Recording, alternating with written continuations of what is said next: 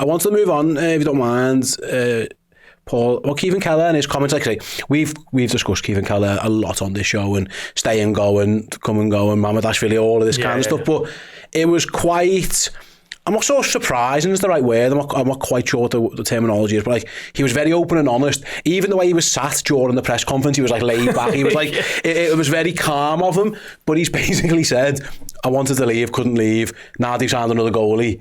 I mean, I'm paraphrasing a little bit, but I mean, you go to a lot of press conferences, and I always think when I'm watching or listening to them, you never really, sometimes they can be quite guarded and they'll give you media trained answers, or they'll spin it, or they'll answer without really answering. But Caoimhin Kelleher, I mean, he was very, very honest. There was no ambiguity there at all. Like he was, listen, I wanted to go, still here, but he signed another goalie, so there's a chance that he don't fancy me anymore. It's basically paraphrasing what he said. Yeah, I mean, it was similar to what he said in June when he was up for Ireland for the June internationals, but I think back then he maybe had an expectation that at some stage his future will be resolved. So I think once the window's shut and he's remained a Liverpool player and they've just signed a goalkeeper for next year, I think he's maybe been even more forthright with his comments. And I think what reading between the lines of what Arne Slot said on deadline day and what Kelleher said this week, it seems as though it's not necessarily been his decision. We know Liverpool have turned down an offer from Nottingham Forest. I think James Pearce said this week that was as low as 7 or 8 million with Matt Turner thrown in for added insults. I'd rather take 5 million than not Matt Turner than take 7 million with Matt. I've seen Matt Turner play. I'm all right, I'm sound. Let's not pay his wages. Yeah, so, I mean, that was... It's a borderline insulting, really. That. Yeah, I mean, you can imagine Liverpool were almost laughing in, the rise really, wasn't it, is the offer that you're off, the line you often see. I mean, Kelleher, if he was doing what he did last season at another Premier League club, Liverpool would be perfectly within the rights to demand 25-30 million for him, the going rate for a goalkeeper of his calibre. Look at some of the prices that have been paid for goalkeepers, maybe not this summer, but certainly the last couple of years, he is certainly in that bracket. And Liverpool are relaxed about the situation because they might have a player on the hands who wants to leave, but he's not going to be a disruptive figure behind the scenes. He's very laid back. He's very sort of accepting to a point that he's not going to be playing every week because of Alisson Becker. So I think Liverpool might be harsh because I'm sure they want him to go and be a first choice elsewhere, and you can pat him on the back and watch him from afar and be proud of what he's doing. But at the same time, it's Liverpool's business model to get the full whack for the players who are deemed surplus to requirements. Look at Sepp van den Berg. Liverpool sat on the hands, rejected the riser offers from PSV, from Mainz, have ended up getting between 20 and 25 million for him, and he's gone and he's going to be playing Premier League football most weeks at Brentford. It's a similar sort of situation, really. Liverpool in no need to sell him, no rush to sell him, have got a figure that they want for him, didn't get it, and I think next summer you will see a partner of the wage because he'll have a year left on his contract, so Liverpool will naturally have to bring that asking price down, which will surely bring more buyers to the table, and then he will get his move that he wants, and everyone will shake hands and move on. It's a little bit of a shame for him that it hasn't happened this summer, but that's life, I guess. Liverpool are an elite club and they can't just go selling off players for a pittance because the players want to be playing elsewhere.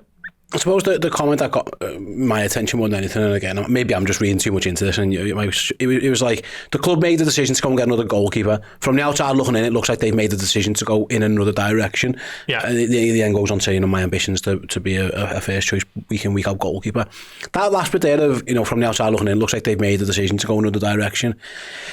It half suggested to me like he's not been kept fully in the loop about this, like what's been told to Caoimhin Kelleher at this moment in time, because that's again, he might not be saying that, and I might just be misconstruing his words or twisting. I hope I'm not, but like it doesn't feel like from that line like he's completely been made aware of the whole situation and exactly what the plan is. All he knows is, and he even said, I saw it reported that he'd rejected bids. He never said, it was always a little bit of like, I'm kind of on the outside of what's been happening rather than being front and centre of it, if that makes sense. I don't know if you saw it that way as well. I mean, certainly with Mamardashvili, it'd be interesting to know how much he knew of that. I think Alisson said a couple of weeks back that the club informed him of their plans with Mamardashvili. And I think when you've got a player of Alisson's calibre, you want to do everything you can to keep him happy and settled. And I think Liverpool make certain special allowances for him because they view him so highly. Whether that happened with Kelleher doesn't look like it does. And do Liverpool have to? Do they have to go and say, look, we're looking to bring in a player in your position? The Mamardashvili transfer to me is, as time's gone on, it's made more sense. But initially, you were sort of like, what is going on here? I think we spoke about it, didn't we? You know, there are so many other priorities that weren't happening at the time and haven't really advanced since. And Liverpool go and spend the best part of 30 million on a keeper in a position they're incredibly well stocked in. You know, when you think of Alisson Becker, you know, where does he sit in the top 5 in the world? You could have a healthy debate about that. Kelleher, number 1 for me. Yeah. I think most Liverpool fans would say that, wouldn't they? Kelleher, one of the best backups in the Premier League. And then you've got Jaros coming through, who's just done a double with Sturm Graz in Austria. So Liverpool have got an incredibly strong goalkeeper department, and then they're adding Mamardashvili to it for further down the line. At some stage, it's fair enough if Kelleher feels that he wants to go and play. But on the flip side, I can also see Liverpool's side of it where they're thinking, well, this is our model. This is what we absolutely have to stick to extract full value, to be able to continue competing at this level. And sometimes players' wishes and dreams fall foul of that. So it's a difficult one. But what I would say is, having had a chance to speak to Kelleher a few times, I know he's sort of a laid-back character who's not going to be throwing his toys at the pram. He's not going to massively kick off about it all. He will have his plans and his dreams, of course, but I think there's enough of an acceptance of the situation, and I think now next summer is the one that's pointing towards a Caoimhin Kelleher exit. I suppose as well, just to go back to it, I think I've said this a few times, but it is worth mentioning, if the only offer that come in that Liverpool rejected, and we don't know that, being reported, is like £7 million plus Matt Turner, like maybe the market just wasn't there for him this year. You know what I mean? I don't think this was. I mean, I don't know if Liverpool would have sold him if 25 come in. Would they have been comfortable with going with Jaros as their backup goalkeeper, League Cup goalie, and maybe using a young kid as their third, or maybe trying to go and bring an experienced pro in for a year before the Mamardashvili stuff? But I mean, from Caoimhin Kelleher's point of view, like there was no one there. I mean, like. Maybe that's part of this as well. Like it's all well and good saying I wants to play week in and win out, but like no one came and put the money on the table to suggest that they were desperate to get you as well.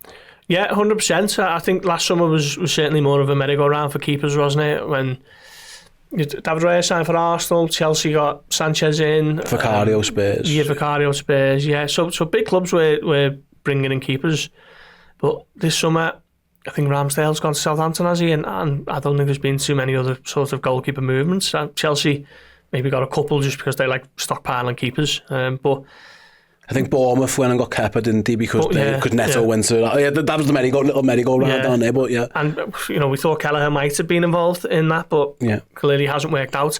Forest have tried a few times now to get him. They had a bid rejected in January. I think that was dismissed at the time, and this one was even lower. So. Liverpool not budging on this, and it's something we've seen with Liverpool now, isn't it? You know, they're very steadfast and insistent that we've got a ballpark figure that we want for our players, and if you don't get near that, then you know you've got no chance of getting them. So I think it's fair. It's safeguards the club, and it means that they're not losing players who go on to be great players or whatever for, you know, for bargain fees, really. You know, no team's getting one over on Liverpool, essentially. I suppose, well, like again, it's a really simple point, but it's worth making. It's the one position where clubs aren't going to really stockpile in terms of, if someone's going to spend £25 million on him, he's probably going to play. Yeah. And if everyone's already got their goalies in place or things like that, it's going to be difficult for him. I look ahead. You mentioned next summer it might go a different way, and we'll see where it goes. But again, when you look for obvious landing places for goalkeepers, most teams seem quite settled with what they've got. If you look down the Premier League table, there aren't many who you think, oh my God. Southampton was definitely one of them, because I think, you know, Alex McCarthy, bless him, isn't the greatest, but like Forest have been in and out a little bit as well. But there aren't too many where you go. I think, like you mentioned last summer, it was like, well, Brighton might need a goalie and Tottenham might need a goalie, and you know, Arsenal potentially. There was loads of teams knocking about. There doesn't seem like too many options. He might have to be this one where Kelleher, you know, touch wood, Alisson doesn't get injured again, and if Kelleher only plays the cups, it might be another year where he plays a handful of games, and then does that interest diminish? Does Liverpool's position to get this feel that they want diminish? There's a lot of unanswered questions, and I could tell. I mean, I might be reading this completely wrong. The way he spoke and the way he was quite open, honest and relaxed, but also I did get a little bit of a sense of frustration about it as well. You could tell that. Yeah, because I think when he got asked about it back in June, you still got June, July, August to resolve your future, and you're quite relaxed about it. But once the window's shut and you hear you're not going to be playing, the probably best you're going to get if Alisson stays injury free is the Carabao Cup and then the FA Cup in January. So chances are limited, aren't they, to be playing? So you could really sense the frustration from, like I say, he's not someone who's going to massively kick off, and I don't think it's going to be a huge major issue. But for someone as sort of calm and laid back as Caoimhin Kelleher, you could see there was a bit of frustration about it. Even the body language, like you say, almost just leaning back, just sort of, this is sort of the way the cards have fallen. And he was really honest about it, really. Absolutely. And I didn't see the game against England. I was away, but from what I was told, like he played well as well. Like, a couple of big saves, yeah. So again, it's going to be that's the issue I think he's got now, is he going to get another year of just sat on the bench? Does that hurt him? Maybe it doesn't. Like, I don't know, but I suppose for him the good news is that it looked like Ireland aren't that bothered. They're going to continue to stick him in goal regardless. So worst case is, you mentioned you're not getting much game time for Liverpool. The next international breaks now, it looks like Kelleher's going to get game time there at least. Yeah, and also as well, I reckon Slot's a different type of character to Klopp, where Klopp would see the human side of it, think, well, we're going to get this lad a game in the cups.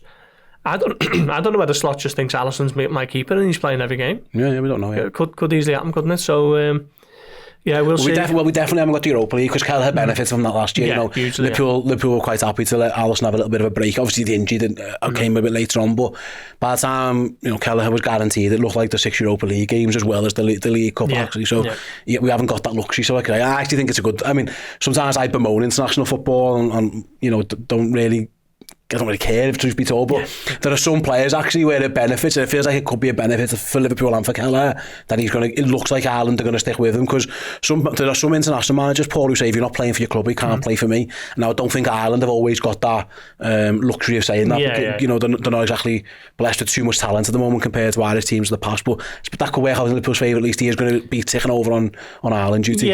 So and he looks like he's going to be kept busy by looking from the highlights. So if he plays every game, he's going to be playing 4 to 6 times before Christmas for Ireland. So it keeps him fit and sharpish, doesn't it? But it's difficult, isn't it, when Alisson's above you in the pecking order and Liverpool fans want him to stay in goal forever and ever, I guess. I suppose, and to put the final twist on it, to go back to the press conference, if you're the person asking him them questions, from a journalist point of view, that's what you want.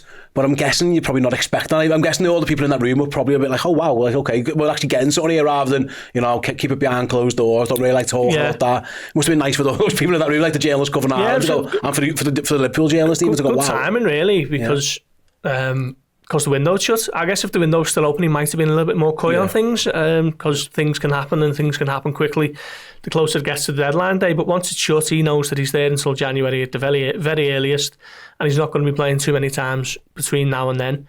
So it was a little bit of frustration spilling over, but he was still respectful. He basically just outlined what his wants and accepted that sometimes you don't always get what you want. I'm very cynical, I'll be honest, when it comes to footballers in the media, because I know how first-hand trained they are, because I know people who've worked in that industry who've actually been the people who train them and media train them.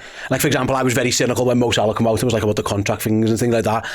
And at first I was like, when I read the Kelleher comments before I saw them, I was like, what's his end game here? And I was like, and then I just watched the video, and again, maybe it was the body language. I was like, actually, I think he's just being honest. I'm not sure. I don't think there's an ulterior motive here, because there can't be, because he can't go anywhere for a few months as well. So I suppose it is just fair play to him, like he's been asked a question. But we all want that. Yeah. We all want these players to be open and honest as we can, and we can't knock him for that, I suppose. I don't think it's a question of him playing games or anything like that. I always think it is. I mean, with someone like him, he's just a pretty down-to-earth, normal guy from Ireland who's in a very, very exalted position. So, it was honest. I wouldn't say refreshingly honest, because he's been very candid about it in the past. I think he did an interview with The Athletic just before that press conference with Ireland around about June time, and he's sort of always sort of been along those lines of him basically outlining his desire to be first choice. The only difference, I guess, was he sort of said a few months back that if that happens at Liverpool, great. But once he's spoken about Mamardashvili and all that's developed, I think he's thought, maybe it's time for me to move on here and go and play somewhere else. Absolutely, yeah. It looks like the writing might be on the wall for him. It looks like it is, definitely, given Liverpool spent £30 million on a goalie.